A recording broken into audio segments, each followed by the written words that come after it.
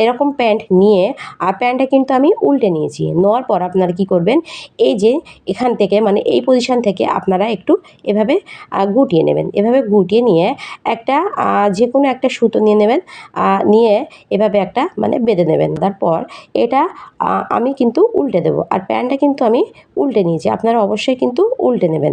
নেওয়ার পর এভাবে যখন বাঁধা হয়ে যাবে তখন আপনারা কী করবেন, এভাবে একটু এটা আবার একটু উল্টে নেবেন। এভাবে দেখুন, এভাবে উল্টে নিলে জিনিসটা কিন্তু এরকম হয়ে যাবে দেখুন।